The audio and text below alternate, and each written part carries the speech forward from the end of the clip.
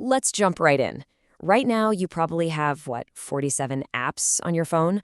A streaming service with 10,000 things to watch? We literally have infinite digital connection right at our fingertips. I mean, we're the most plugged-in generation in human history. Yet, paradoxically, we're also living through an epidemic of record-high loneliness and just constant cognitive overload. So in today's Explainer, we're going to figure out exactly how we got here. And to do that, we're doing something a little unconventional. We're going to look backwards, like way backwards. I want you to just imagine for a second, going back 100,000 years. We're talking way before smartphones, before cities, even before written language or farming. So what did ancient humans actually do when they got bored? It's actually a super profound question, because as it turns out, how the ancient human brain utilized all that empty time and their physical proximity to one another literally built the foundation of our entire psychology. Okay, let's dive into this explainer's roadmap. We'll be looking at 5 pillars of the ancient human experience: the invention of boredom, killing ancient loneliness, the origins of compassion, a 12,000-year plant history, and finally, the ancestral blueprint. Starting off with Pillar 1, the invention of boredom, and shattering the myth of the busy caveman. You know, for a really long time, science just assumed early humans were way too busy trying to survive to ever experience downtime. Well, actually, scratch that. It turned out to be completely wrong. Back in 1966, an anthropologist named Marshall Solins studied hunter-gatherer societies like the Kalahari Bushmen. And what he found absolutely stunned the academic world. Get this, they only worked about 15 to 20 hours per week. And yeah, you heard that right, not per day, per week. Solins actually called them the original affluent society, entirely because they possessed this immense amount of free time. So the real question here isn't if they got bored. It's what the heck happened when they did. Well, what happened was basically the birth of creativity. Just take a look at this timeline. 75,000 years ago, down in Blombos Cave, South Africa, someone took hours, maybe even days, to patiently drill these ochre-coated shell beads, purely for decoration. No survival value, just art. Then, 40,000 years ago in Germany, someone carved a flute out of a vulture bone. Necessity didn't invent art or music, guys. A completely free, boring afternoon did. And to put that into perspective, if we fast forward all the way to 2013, psychologist Sandy Mann's famous phone book study actually proved this. She showed that when we're bored, our brain's default mode network is literally forced to generate its own creative stimulation. And this brilliantly illustrates the vast difference between animal boredom and human boredom. Think about it.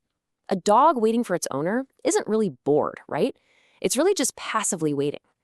But a human, sitting in a cave with absolutely nothing to do, their mind starts to actively wander. They start imagining the future. They literally invent a concept of time. They start asking things like what if and why. That wandering mind, born entirely out of boredom, is what gave birth to philosophy, religion, and science. It's wild. Moving on to Pillar 2, killing ancient loneliness, and how biology engineered social connection. Now, a lone human out on the ancient African savanna was in fatal danger. You simply couldn't survive alone out there. So, to combat this, our ancestors built a lifestyle where loneliness practically never had a chance to exist. Central to this whole idea is Robin Dunbar's famous number, 150. Our human brains actually evolved specifically to manage the complex social equations of exactly 150 people. That was the community we depended on every single day of our lives. Your brain right now is still wired for that exact social environment. But you might be wondering, how on earth did they maintain bonds in a group of 150 people? Well, chimpanzees spend about 20% of their day building trust through physical grooming. But the catch is, you can only really groom one chimp at a time. Humans, on the other hand, evolved language so we could gossip and bond at scale. It's like a prehistoric social network. In fact, anthropologist Polly Weisner found something amazing. An incredible 81% of ancient nighttime firelight conversations were dedicated purely to storytelling. So this effectively created what we can call the ancient anti-loneliness stack. We're talking presence, touch, story, and music. Stories create this thing called narrative transportation, where our brains literally share an experience. But music was the ultimate tool. Synchronized singing literally floods the entire group's nervous system with bonding endorphins all at the same time. It's incredibly powerful. In fact, Aileen Pierce's 2017 study proved that singing together in a choir significantly increases pain tolerance, just because of this massive shared endorphin rush. That brings us to Pillar 3, the origins of compassion and reframing survival of the fittest. Okay, we really need to completely dismantle this cruel stereotype of a brutal, savage ancient world. Because if they were really so ruthless, what did they do with the vulnerable? Now, what's really interesting about this next story is a 46,000-year-old skeleton found in a cave in Iraq. This man had a withered arm, a missing hand, and was blind in one eye. He clearly couldn't hunt or defend himself. Yet the bones show he lived for years. Why? Because someone fed him. Someone cared for him. Between his remains and the 430,000-year-old severely deformed Atapuerca skull found in Spain, the evidence is crystal clear. Humanity's oldest recorded instinct isn't violence.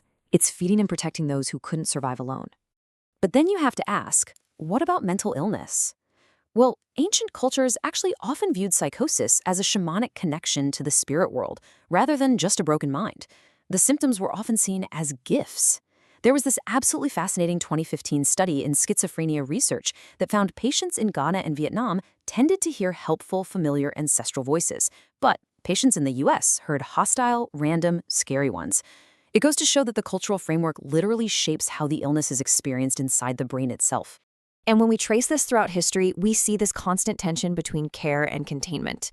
For example, ancient Egypt used structured conversation as treatment.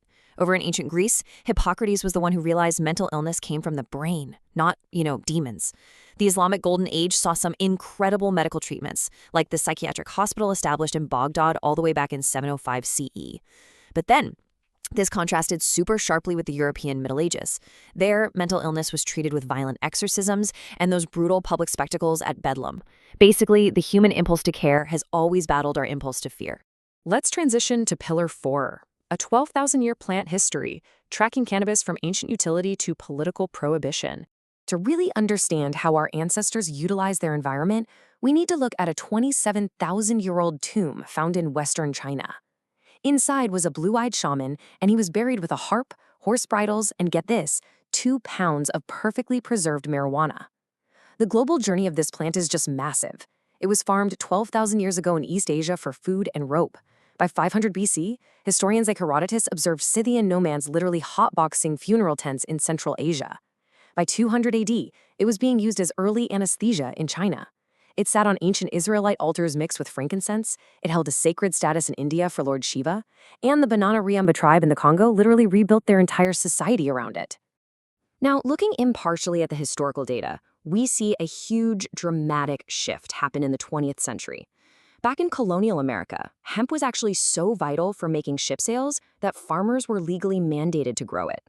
But then, by the 1930s in the USA, it was suddenly criminalized, driven heavily by a man named Harry Anslinger.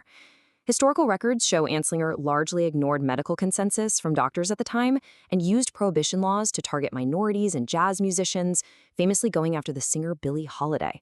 And then by 1970, the Nixon administration officially placed it on Schedule 1, right alongside heroin. So the crucial point is, why did that happen? Well, the motivation behind this shift was explicitly outlined by Nixon's own domestic policy advisor, John Ehrlichman. He stated on the record that the Schedule 1 classification was politically motivated specifically to target anti-war protesters and Black communities. And it's a matter of public historical fact that the DEA upheld this status later on in 1988, even after their own judge, Francis Young, spent 2 full years reviewing the medical evidence and actually recommended removing it. Bringing it all together, we arrive at our final pillar, the ancestral blueprint and reclaiming our biological design. What we've learned is that the ancient human definitely wasn't some primitive beast. They were a highly connected, deeply empathetic being, perfectly adapted to their environment. And honestly, this is exactly why modern life often feels so incredibly difficult for us. We suffer from cognitive overload. When you completely eliminate boredom with those 47 apps and just endless scrolling, you never give your brain quiet moments to process. You are constantly silencing your default mode network. That's the exact ancient biological engine that built human civilization in the first place. For 300,000 years, our ancestors solved loneliness, sickness, and boredom with physical presence, shared stories, synchronized music, and deep, profound care for one another. Think about that. We came from people who stayed for each other. So the provocative question we really have to ask ourselves today is, do we still? Can our modern world, with all of its hyper-fast digital connections, ever truly replace the ancestral blueprint?